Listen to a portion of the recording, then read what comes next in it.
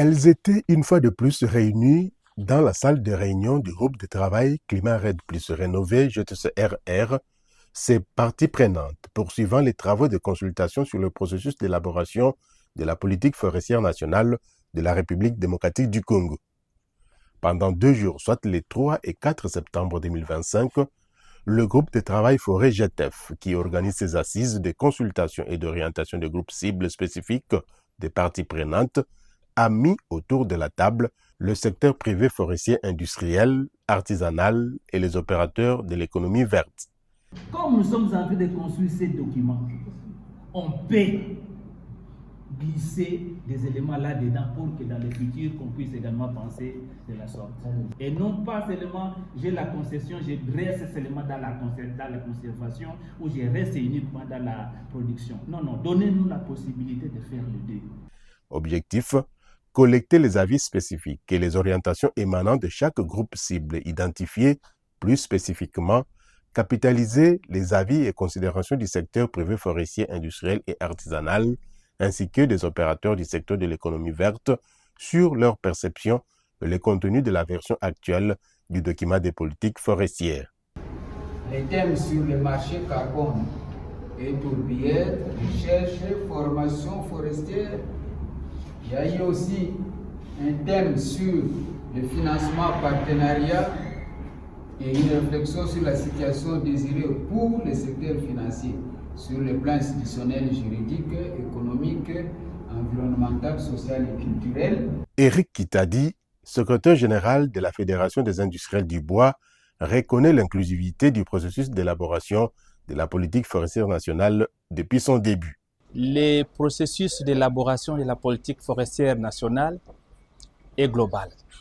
Ce processus implique tout le monde, c'est-à-dire l'administration forestière, la société civile et le secteur privé.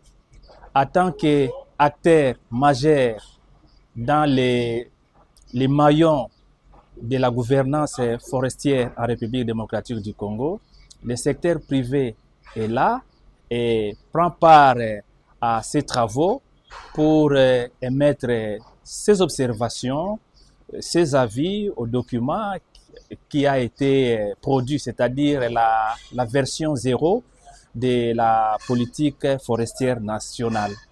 Donc nous sommes là pour apporter notre contribution en vue de la bonne élaboration, n'est-ce pas, de ces documents.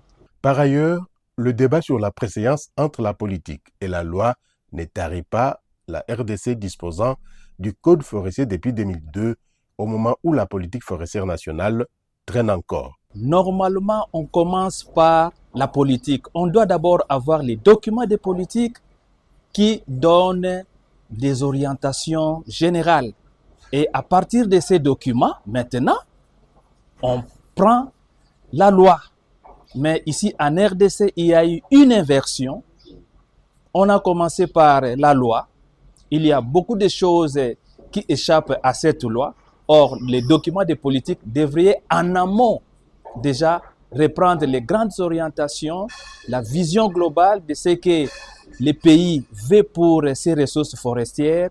Et ça aurait pu nous aider comme ça s'est fait dans d'autres pays. Comme vous voyez, il y a d'autres pays de la sous-région qui ont commencé par élaborer les documents de politique et nous, on avait fait le contraire, mais on se rattrape quand même. On est en train de mettre en place, de produire un document de politique forestière nationale et ça va nous amener, n'est-ce pas, à revisiter tout ce que nous avons comme arsenal juridique. Pendant ce temps, l'heure est donc à la collecte des avis et considérations de toutes les parties prenantes au processus et le groupe de travail forêt GTF, grâce à l'appui des Rotten Resources Initiative RRI, ne lésine pas sur les moyens à mettre en œuvre pour que la RDC se dote finalement d'une politique forestière nationale robuste pour le bien des communautés locales et de la planète. Signalons que cette saison 4 des consultations intervient après les parties prenantes venues des organisations de la société civile, des femmes, des jeunes, des communautés locales et peuples autochtones, de l'administration forestière et d'autres secteurs encore. Ainsi, le groupe de travail forêt est en train de gagner son pari pour permettre à toutes les parties prenantes d'apporter leur contribution au processus d'élaboration de la politique forestière nationale.